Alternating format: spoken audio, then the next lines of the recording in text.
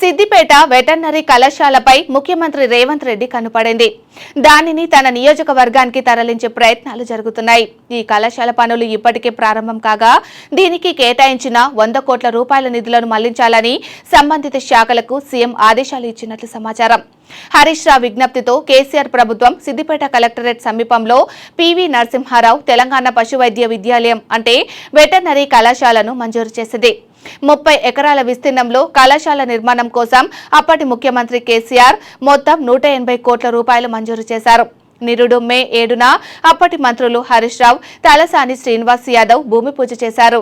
100 కోట్ల రూపాయలు కేటాయించడంతో పనులు కూడా జరుగుతున్నాయి. రాష్ట్రంలో హైదరాబాద్, కోరుట్ల, వరంగల్లలో 3 పశు వైద్య కళాశాలలు ఉన్నాయి. ఈ 3 కళాశాలల్లో 240 మంది మాత్రమే చదువుకునే వీలుండగా సిద్దిపేట కళాశాల అందుబాటులోకి వస్తే మరో 80 మంది విద్యార్థులకు ప్రవేశాలు లభించి ఉండేవి. ఈ నేపథ్యంలో 2024 నుంచి ఇక్కడ తరగతులు ప్రారంభించాలని కూడా నాటి ప్రభుత్వం నిర్ణయించింది. కాంగ్రెస్ సర్కారు మాత్రం ఇప్పుడు ఈ కళాశాలను కొడంగల్ నియోజకవర్గానికి తరలించాలని యోచిస్తున్నది. అందులో భాగంగా 25 మంది బోధనేతర సిబ్బంది నియామకాన్ని నిలిపివేసింది. పనులు చేపట్టవద్దంటూ అంతర్గతంగా అధికారులకు ఆదేశాలు కూడా వెళ్లినట్లు తెలిసింది. దీంతో 2 నెలలుగా పనులు ఎక్కడ వేసిన గొంగలి అక్కడే ఉన్నట్లుగా తయారైంది. ముఖ్యమంత్రి అయ్యాక రేవంత్ రెడ్డి తన నియోజకవర్గమైన కొడంగల్పై ప్రత్యేక దృష్టి పెట్టారు. అభివృద్ధి పనుల కోసం 2 నెలల్లోనే 1000 కోట్లు మళ్లించారు. వికారాబాద్ జిల్లాకు మెడికల్ కాలేజీ, కొడంగల్ నియోజకవర్గానికి ప్రత్యేకంగా మెడికల్ కాలేజీతో పాటు ఇంజనీరింగ్, జూనియర్, డిగ్రీ కాలేజీలను ప్రభుత్వం మంజూరు చేసింది. ఈ క్రమంలో 1000 కోట్ల నిధులను కొడంగల్కు తరలించడంపై విమర్శలు వెల్లువెత్తుతున్నాయి.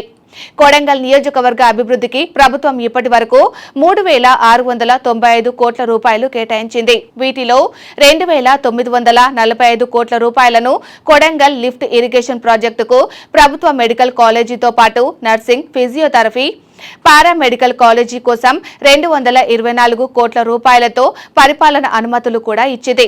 నియోజకవర్గంలో పంచాయతీరాజ్, రోడ్ల అభివృద్ధికి 204 కోట్ల రూపాయలు, R&B రోడ్ల అభివృద్ధి కోసం 322 కోట్ల రూపాయలు ప్రభుత్వం మంజూరు చేసింది. ఈ నెల 17న లేదంటే 18న కొడంగల్లో పర్యటించనున్న సీఎం రేవంత్ అభివృద్ధి పనులకు శంకుస్థాపన చేయనున్నారు.